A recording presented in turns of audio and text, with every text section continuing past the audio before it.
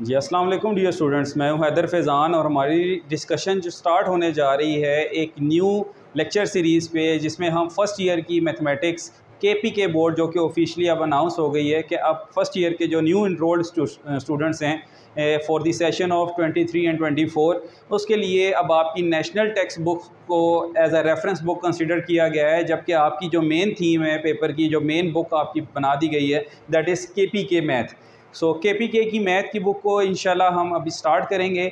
जिससे पहले मैंने ये ज़रूरी समझा कि स्टूडेंट्स को इसके बारे में थोड़ा सा नो हाउ दे दिया जाए कि आपकी ये बुक कितने चैप्टर्स पर मुश्तमिल है, आपने इस बुक की तैयारी कैसे करनी है, और इससे पहले जो आप नेशनल लेवल की बुक्स अगर पढ़ रहे हैं तो उसमें और इसमें क्या सिमिलरिटीज़ हैं।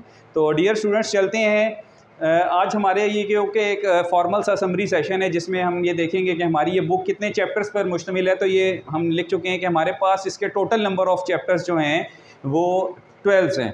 अगर आप गौर करें तो नेशनल लेवल की जो बुक इससे पहले हम फर्स्ट ईयर की पढ़ रहे थे तो उसमें हमारे पास टोटल नंबर ऑफ़ चैप्टर्स 14 हुआ करते थे, जिसमें से काफ़ी सारे तो यहाँ पर रिपीटेड हैं, लेकिन बहुत सारे ऐसे भी हैं जो आप फर्स्ट टाइम या सेकंड ईयर की नेशनल लेवल बुक में पढ़ा करते थे।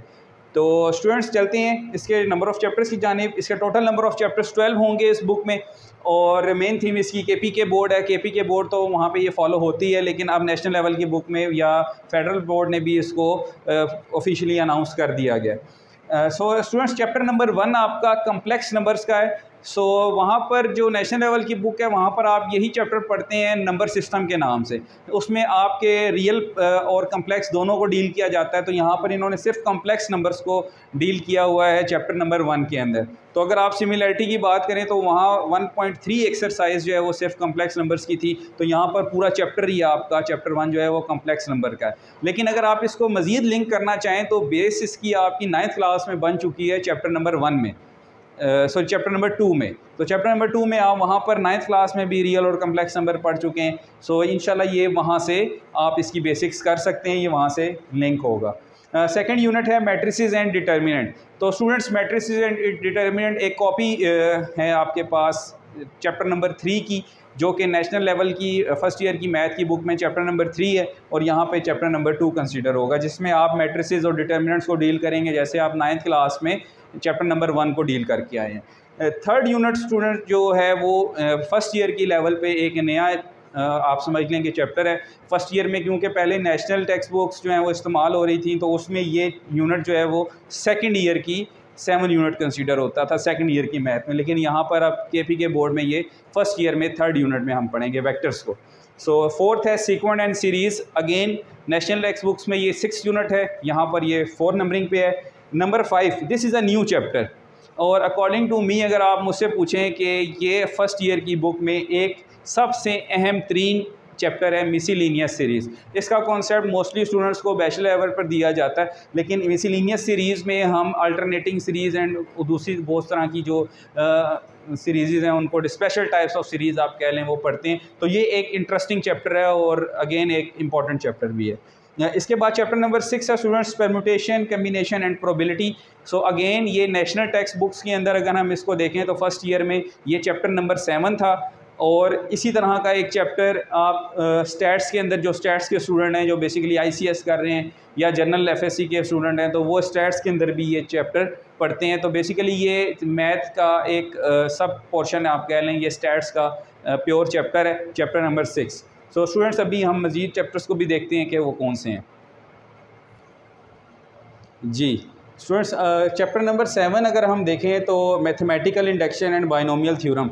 नेशनल लेवल की टेक्स्ट बुक्स में स्टूडेंट्स ये चैप्टर हमारा चैप्टर नंबर 8 है बेसिकली। वहाँ पे ये सिर्फ मैथमेटिकल इंडक्शन के नाम से है, और उसी की 8.3 एक्सरसाइज में इन्होंने बाइनोमियल थ्योरम को भी डिस्कस किया, लेकिन यहाँ पर उन्होंने चैप्टर के नाम में ही मैथमेटिकल इंडक्शन और बाइनोमियल थ्योरम को डिस्कस किया हुआ है। Chapter number 8 students functions and graphs. Again national text books का सेकंड ईयर मैथ का फर्स्ट चैप्टर है, लेकिन यहाँ पर के बुक में हम ये फर्स्ट यूनिट में पढ़ेंगे, सॉरी 9th यूनिट में पढ़ेंगे।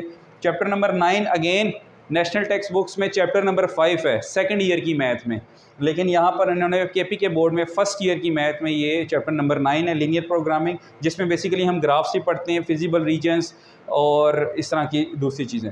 क्वेश्चन चैप्टर 10 स्टूडेंट्स, यहाँ से चैप्टर 10 to 12 अगर हम गौर करें तो जो बच्चे नेशनल टेक्स्ट बुक्स को अच्छी तरह देख चुके हैं जिसमें 14 यूनिट्स हैं, तो उनको ये पता है कि वहाँ पर 9 to 14 ये 5 चैप्टर ट्रिग्नोमेट्री से रिलेटेड हैं।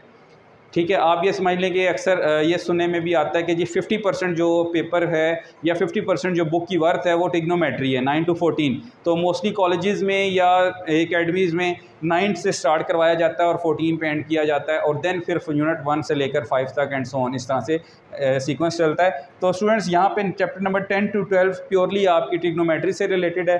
चैप्टर 10 में आप फंडामेंटल पढ़ेंगे, उसकी बुनियाद पढ़ेंगे, आइडेंटिटीज से पढ़ेंगे, और एप्लीकेशन ऑफ ट्रिग्नोमेट्री आपकी चैप्टर 11 है।